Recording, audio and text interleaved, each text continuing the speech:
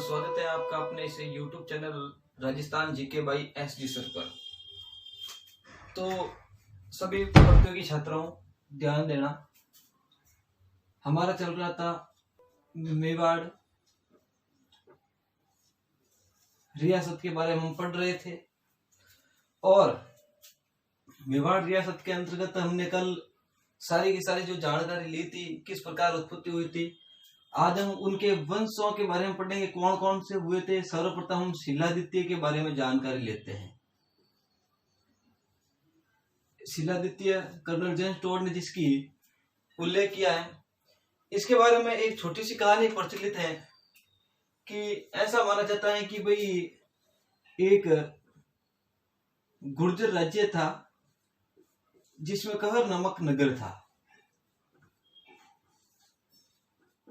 नामक एक नगर था। अब इस नगर में एक देवादित्य नामक एक ब्राह्मण रहता था। देवादित्य नामक एक ब्राह्मण रहता था जिसकी एक पुत्री थी सुभागा। इसकी एक पुत्री थी सुभागा। अब इसके पीछे ऐसी प्रचलित कहानी है कि भाई जो सुभागा थी, सुभागा की जो सुभागा के जो विवाह हुआ था और विवाह के रात ही उसके पति की मृत्यु हो गई थी। इसके पति की क्या हो गई थी? मृत्यु हो गई थी। फिर वो अपने गुरु के पास शिक्षा लेने के लिए चली गई और गुरु ने उसको बीज मंत्र की शिक्षा दी। एक बार क्या हुआ कि गलती से सुभागा ने इस बीज मंत्र को पढ़ लिया। तभी यहाँ पर सूर्य भगवान प्रकट हुए। कौन प्रकट हुए? सूर्य भगवान। और सूर्य भगवान प्रकट हुए, उसके आशीर्वाद से गर्भवती बन गई। अब गर्भवती बनी, इसकी जानकारी देवादित्य नामक ब्राह्मण को मिली।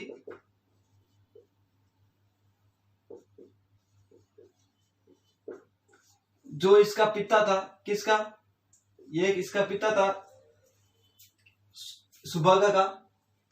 और सारी की सारी जानकारी उनके पिता को मिली। अब एक गरीब ब्राह्मण था, तो इन्होंने गांव के अंदर लोक लज्जा के कारण अपनी जो बेटी थी उसको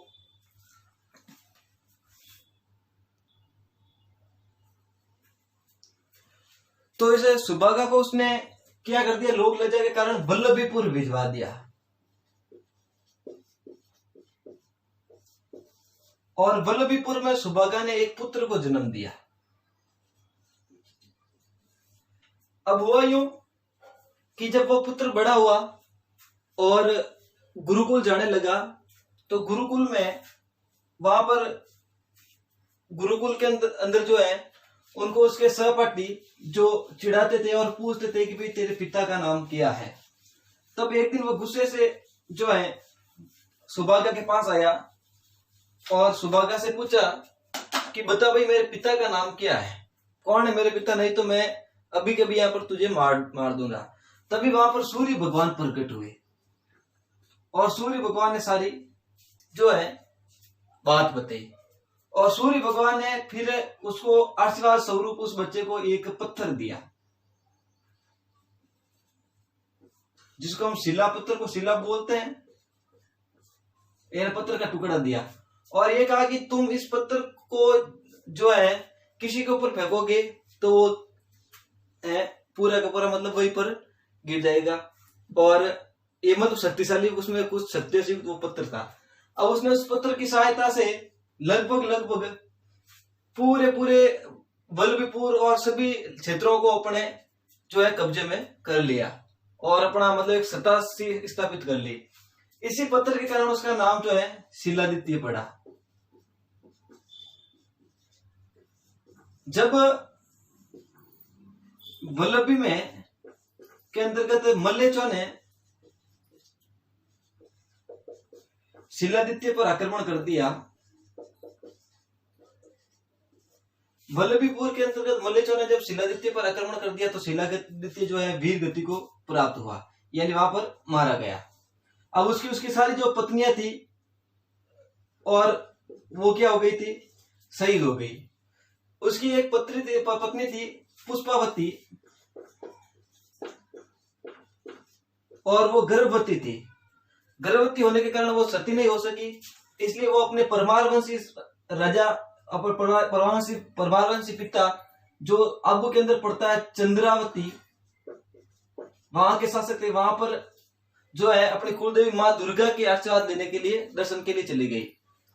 अब जब वो वापस आई तो रास्ते में समाचार मिला कि वहां पर वल्लभीपुर को तहस नहस कर दिया है। तब वो सती होना चाहती थी, परंतु पुत्र मतलब गर्भवती होने के कारण वो सती नहीं हो पाई।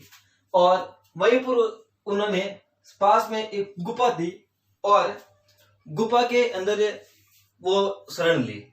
शरण लेने के बाद जो है उन्होंने गुफा के अंदर चंद्रावती ने एक पुत्र को जन्म दिया, और फिर उस पुत्र को वहां के गांव की एक ब्राह्मणी को सौंप कर, जिसका नाम था कमलावती, कमलावती को सौंप कर वो सती हो गई।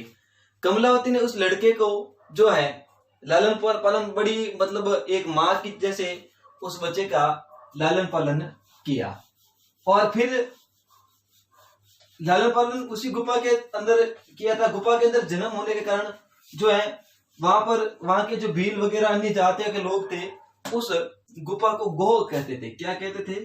गोह। और इसी से वह उसका नाम पड़ा गोहिल, और गोहिल से उसका नाम हुआ गोहिलादि, गोहिल जो इसका नाम पड़ा। और इस प्रकार जो है वो फिर आगे मेवाड़ का जो शासक